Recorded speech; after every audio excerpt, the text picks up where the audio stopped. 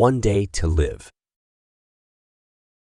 Emma, have you ever thought about what you would do if you had only one day left to live? Haha. Well, that's certainly a cheerful topic for a morning coffee chat. But sure, let's entertain the thought. What about you, John? What would you do? Oh, I'd definitely start with something adventurous, like bungee jumping or skydiving. Haha. Leave it to you to choose something that gets the adrenaline pumping. But isn't it a bit risky for your last day on Earth? True, true.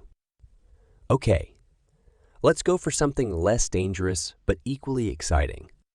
How about riding roller coasters all day long? Roller coasters, huh? Well, that would be an interesting way to leave this world. But what if your stomach doesn't agree? Good point. I wouldn't want my last day spent in the restroom. Haha. All right, let's shift gears. How about traveling the world in one day? We'll use teleportation technology. Haha. Now you're talking. We could visit all the iconic landmarks in a flash. But I hope teleportation won't give me motion sickness. No worries, I'll bring a bucket just in case. But seriously, I think spending time with loved ones is the most important thing. Absolutely. It's all about cherishing those precious moments. I'd organize a big family gathering and tell everyone how much they mean to me. That's beautiful, Emma. I can imagine the tears and the laughter flowing simultaneously. And what about you, John? Any specific plans for your family and friends? Well, besides telling them how much I love them, I'd probably play some harmless pranks too. You know, go out with a laugh. Haha. Oh, so you want your last day to be a comedy show? Exactly. Picture this. I'd pretend I could read minds and freak everyone out. Or maybe walk around in a fancy costume and confuse strangers. Haha. Oh, John. That's definitely going to be a memorable day for everyone involved. You have a mischievous streak, don't you? Guilty as charged.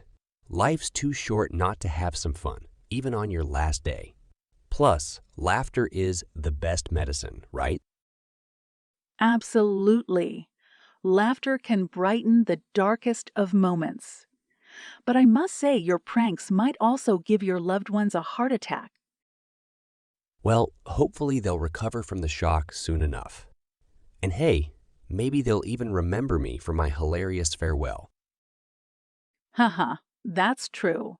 You'll leave them with stories to tell for generations. But speaking of leaving a legacy, have you thought about any charitable acts? Oh, of course. I definitely want to make a positive impact before I go. I donate all my possessions and start a scholarship fund for aspiring comedians. That's a wonderful idea, John. Helping others in need is a noble way to spend your last day. And who knows, maybe your fund will create the next comedy superstar. Haha, that would be the icing on the cake. To know that my passion for laughter continues to bring joy even after I'm gone. It's beautiful how laughter and kindness can transcend time. You're making the world a better place, John. Haha. Well, if I can leave behind a few smiles and some laughter, then my time on Earth would have been well spent. I couldn't agree more. So, John, what's the most outrageous thing you do on your last day? Hum. Let me think. Ah, I've got it. I'd organize a flash mob in the middle of a crowded street, complete with a choreographed dance routine. Haha. Oh, that would be epic. You'd definitely make headlines and give people a story to tell for years to come. Exactly. Life's too short to worry about what others think. I'd want to leave a lasting impression, even if it's just for a day. You've certainly got the right spirit, John. Your enthusiasm is contagious. Thank you, Emma. Life is meant to be lived to the fullest, even on our last day. It's a reminder to appreciate every moment we have. Absolutely, John. We should cherish each breath and embrace the joy in the simplest of things. Here's to living life with laughter, love, and a touch of mischief. Cheers to that, John. May every day be filled with happiness and unforgettable memories. I hate English. I hate English. It's so frustrating. I can never remember all those rules and exceptions. It feels like a never-ending maze of confusion. Oh, come on now. English isn't that bad. I know it can be challenging, but once you get the hang of it, it can actually be quite fun. Don't let it get to you. Fun. Seriously, I feel like every time I try to speak or write in English, I end up making some embarrassing mistake. It's like the language itself is conspiring against me. Mistakes happen to everyone, not just with English. Look at it this way. Every mistake is a learning opportunity. And trust me, English has its fair share of quirks that even native speakers struggle with. That's true, I guess. But why does English have to be so confusing? Take homophones, for example. They drive me crazy. Why can't words just sound the way they're spelled? Homophones. They can be tricky, I admit. But think of it as a challenge. It's like a game of words. You have to be a little creative with your thinking. Besides, once you understand them, you can have fun with puns and wordplay. I suppose you have a point there. But what about irregular verbs? They make absolutely no sense. I mean, go becomes went. Eat becomes ate. It's like English is just messing with me. Irregular verbs can be frustrating, I agree, but they add a bit of spice to the language, don't you think? It keeps things interesting. Plus, the more you encounter them, the more natural they become. Soon, you'll be using them without even thinking twice. I suppose I can see your point. But what about all those strange idioms? They make zero sense. Who came up with raining cats and dogs? It's utter nonsense. Oh, idioms. They're one of the quirkiest aspects of English. But that's what makes the language colorful and vibrant. Think of idioms as little puzzles waiting to be solved, and once you do, you'll find them amusing and a great way to express yourself creatively. I never thought of it that way. Okay, maybe English isn't all bad, but what about pronunciation? It's like a minefield. You never know how to say a word until someone corrects you. Pronunciation can be tough, I agree. But hey, at least it gives us some memorable moments, right? Remember when you tried to order sheep and ended up saying ship instead? We had a good laugh, didn't we? Yeah, that was embarrassing. But I suppose you're right. English may have its challenges, but it also provides plenty of opportunities for humor and laughter. Exactly. And humor is a great way to learn and remember things. So instead of hating English, why not embrace it with a sense of humor? You'll find that the more you laugh at your mistakes, the more relaxed you'll become and the better you'll get at the language. You know what? You're absolutely right. I've been too hard on English. Maybe it's time to give it another chance. Who knows, with a positive attitude and a good sense of humor, I might just become an English pro. That's the spirit. I believe in you.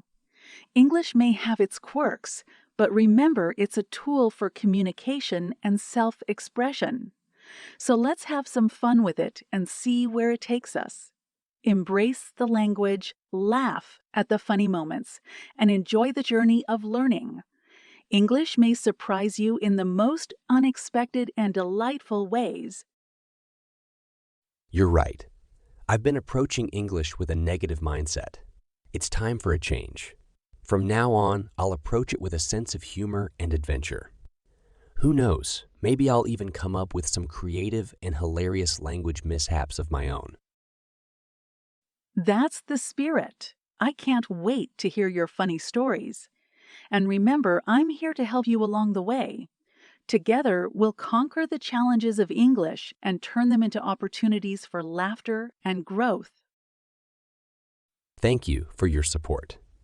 I appreciate your patience and encouragement. Let's embark on this English adventure together and make it a journey filled with laughter, learning, and memorable moments. English won't know what hit it. Absolutely. I'm excited to be your English companion on this journey. So, shall we get started with some vocabulary exercises and maybe throw in a few jokes along the way? Definitely. Let's dive in and have some fun with English. Who knew that hating English could turn into a new chapter of humor and discovery? Here's to a laughter-filled English learning experience. Cheers to that. Let the laughter and learning begin. The secrets of dreaming about someone. Sarah, I had the weirdest dream last night. I dreamt about my high school crush, Emily. It felt so real, and now I can't stop wondering if there's some hidden meaning behind it. Oh, dreams can be fascinating, John. They often stir up emotions and leave us puzzled.